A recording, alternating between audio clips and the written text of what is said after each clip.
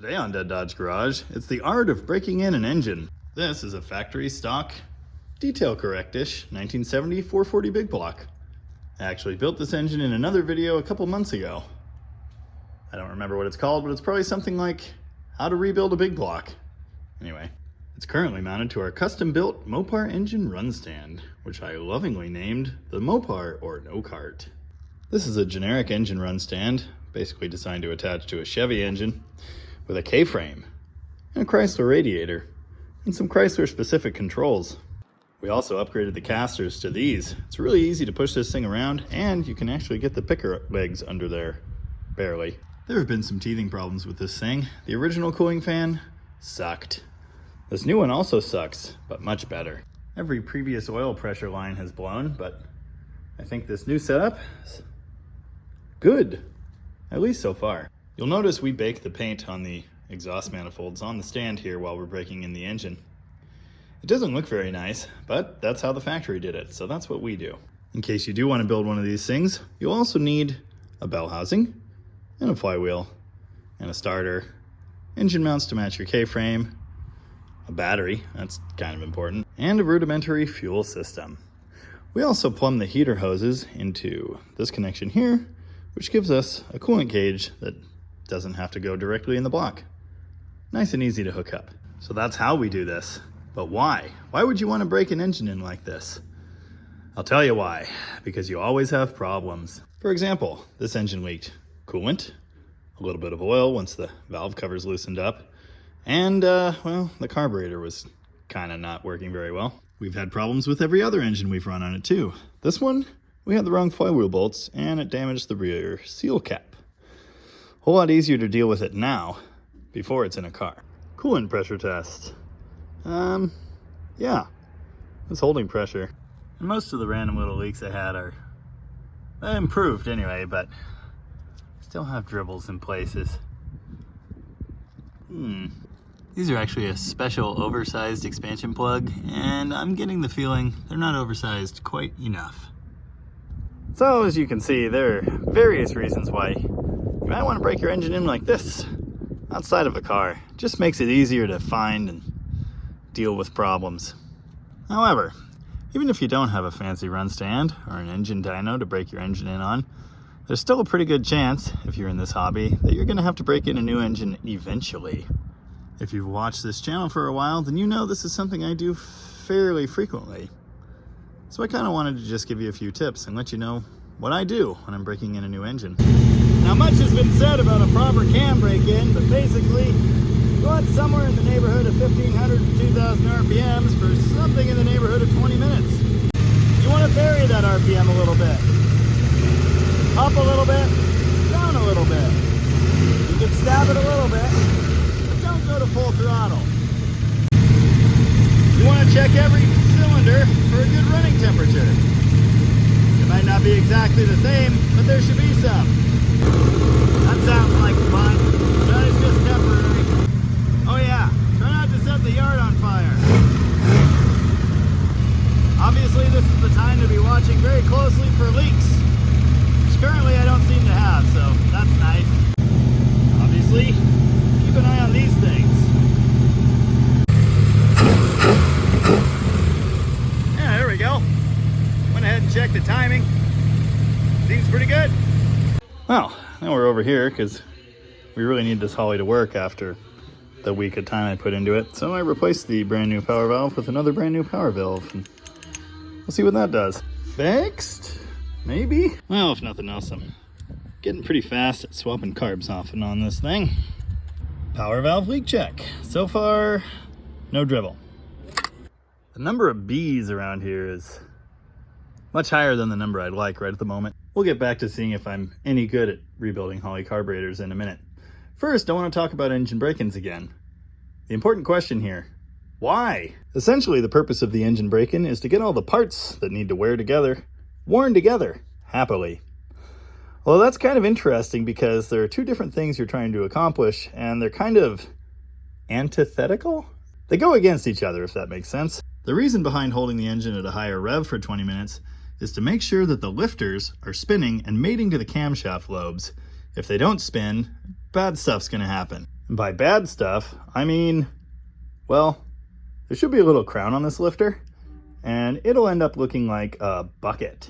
These classic Chrysler engines, of course, flat tappet hydraulic camshaft setup. That means there's oil in those lifters that takes up any slop, but they have a flat face there, albeit with a slight crown, and that mates directly with the camshaft lobe. That lifter has to spin to live. If it doesn't spin, bad stuff's going to happen. So when you first fire it up, you want to bring it up to a higher RPM and make sure it's able to do that. Of course, there are other steps you need to go through while you're assembling the engine, like making sure the lifters drop right into those holes and spin happily to prevent future problems. But the break-in is critical. Now there's another part of engine break-in that we don't really hear about so much, and that's the rings. During break-in, the rings need to seat into the cylinder wall here. The best way to do that? Putting a load on the engine, actually. And sitting there idling it up to break in the cam doesn't really accomplish that. The best way to cut in your rings? Varying loads. The best way to do that? Well, drive the car, and vary speeds. Of course, you could accomplish this on an engine dyno pretty easily, but, well, let's just assume most of us, including myself, don't have the capability to do that. As someone who's installed a lot of long blocks and remanufactured engines over the years, I've read a good few sets of instructions to do this. For a modern engine with a roller cam, they essentially say, fire the engine up and go drive it, because you need to cut the rings in. Unfortunately, most of us aren't going to be able to do that before breaking in our cams, so, well, it's kind of just something to be aware of. You don't want to idle the engine or run it any longer than you have to make sure the lifters are spinning and happy. After that, you really need to go drive the car and put a load on it. Usually when I'm breaking in an engine, well, I won't floor it, but I'll give it some throttle, bring it up to speed, and then let off the throttle and allow the cylinder pressure to slow the car down. That's a good way to seat the rings. Do that, I don't know, a bunch of times, I guess. There's really no magical formula or series of events that you can use to guarantee that your engine breaks in properly. You really just need to be aware of these things and do the best job you can. With all of that out of the way, let's fire this thing up again. Maybe we can all be disappointed together. I'm about 13 minutes into the break-in on this one. And by the way, it is okay to do it in multiple steps. You don't have to do all 20 minutes in one go. In fact, doing it in 5-minute runs can be really good for keeping the temperature down and checking on things and snugging fasteners, and that kind of stuff. You keep the gas inside or I'll set you on fire.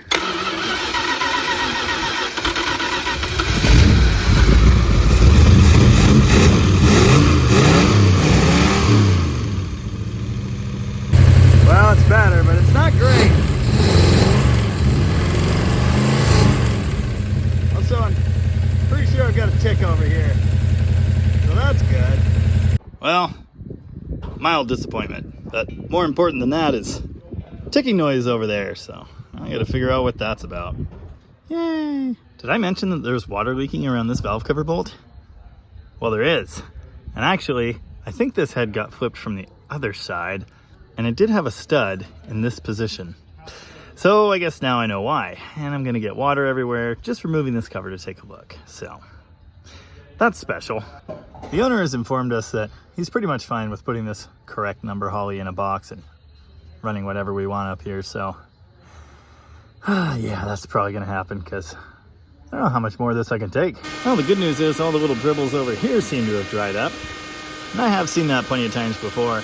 In fact, I've seen a couple head gaskets that leaked to the outside that sealed up after running them once, so don't be completely alarmed if you see something like that. Well, now we're here, and nothing obvious yet, so we're gonna crank it over and listen for noise, and then it might be time to pull the rocker gear and some lifters. Yay. Now for the record, I have never lost a lifter on break-in. Not once. There's no squish or play in any of these. There's no discernible noise when cranking it over with the starter, so maybe everything's fine. I mean, we do have a couple exhaust leaks. It just didn't sound like that. Well, there was obviously a leak here, so I hit this thing with the gasket equivalent of a double rubber, and we'll see if that eliminates some noise. So, on these big blocks, in some years, there are studs in these corners of the valve covers. Not really sure why, but On the one I'm working on currently, there's water coming out around one of those bolts because it's got a helicoil, and apparently they drilled it all the way down into water. Great. The factory did use studs in these positions sometimes. We've got a humongous stack of cylinder heads here, but I've only found one so far, and it's all the way back there. Yay. Well, check this out. Early big blocks didn't even have those corner bolts. Corner bolt? No corner bolt. Interesting. Something I didn't know. The early heads with no corner bolts also have totally different valve gear attachment stuff. Here at Rocket, it's pretty safe to assume we've got everything we need to put one of these engines together. Now finding it, on the other hand, yeah. Wow, it was really super annoying, but here's a stud with some sealant, and it's going in the hole.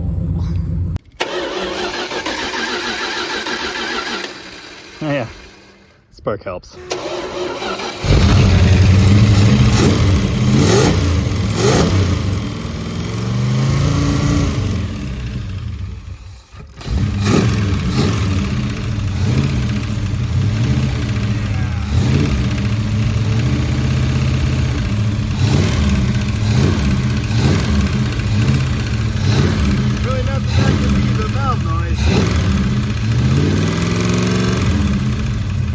Well, the stethoscope says it's on number 3, so that's good.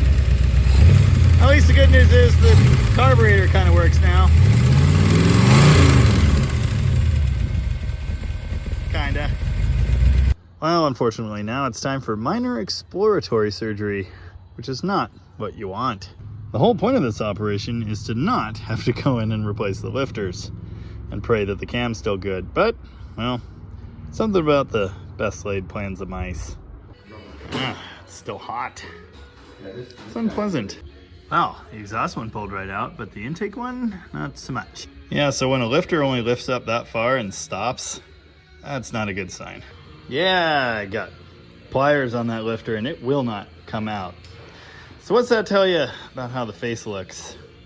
And just for the record, when it's down in the hole all the way, it spins free, so it's not like it caught in the lifter bore. Everything else looked good. Didn't feel any play on the arm, like,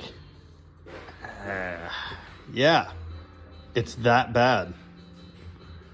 Okay, well, next thing that's gonna happen is all this is gonna come back apart because I'm pretty sure the cam's not gonna look good after this. But that's gonna have to be next week, Jamie's problems. What is with all these knot dodges congregating around here? Ugh. Well, I'm at home now and I've had about 12 hours to process all this. I just want to head a couple comments off before they even start being typed, you know? When listening back to the footage of breaking the 440 in, you can hear the tick earlier in the video. I'm not a moron. I'm only slightly deaf. I did hear that. Initially, the engine was half a quart low on oil, and we thought that might be related. No, but it was a nice thought. When I first started hearing the ticking sound, it would come and then go. It wasn't constant. It got worse over time.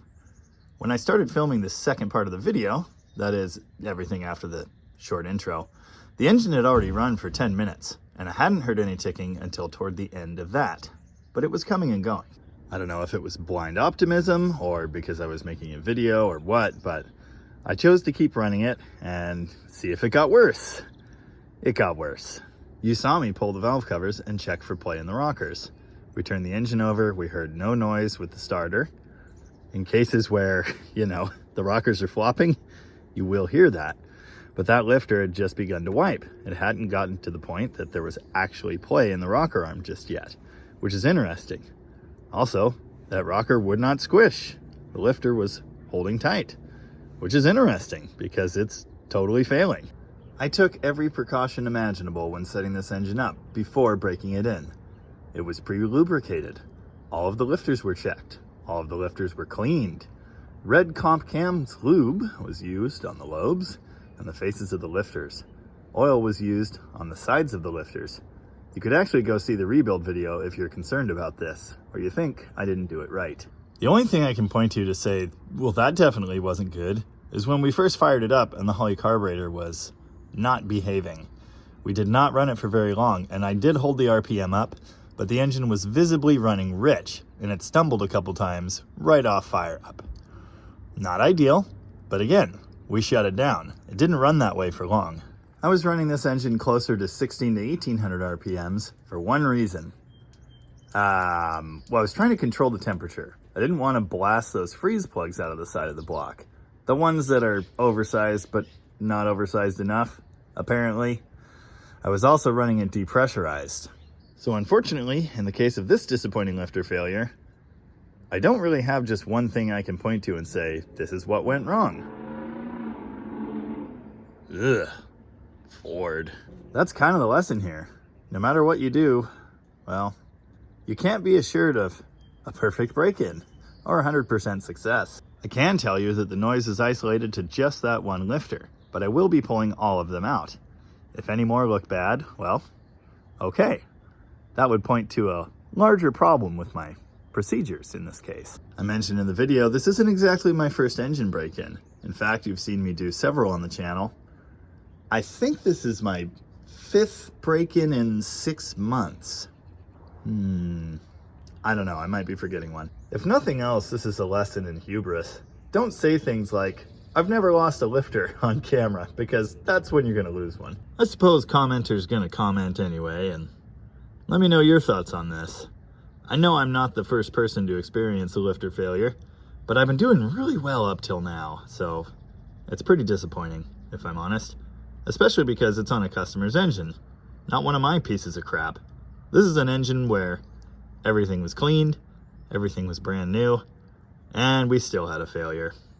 It can happen to you too. Hey, here's the last engine I broke in, and it's still going fine. So far. Oh yeah, I apologize for not having failure carnage in this video. I couldn't get that dang lifter out, and I was out of time. I'm only up at Rocket a few days a week, and well, it'll be a few more days until I can get back to that. But rest assured, you'll be seeing it. Anyway, thanks as always for watching. And I look forward to your constructive criticism, or whatever. Oh yeah, and one final note. I think I'm going drag racing today, so you can look forward to that video tomorrow, probably, if all goes well. Yeah, I'm never gonna hear the end of this, am I?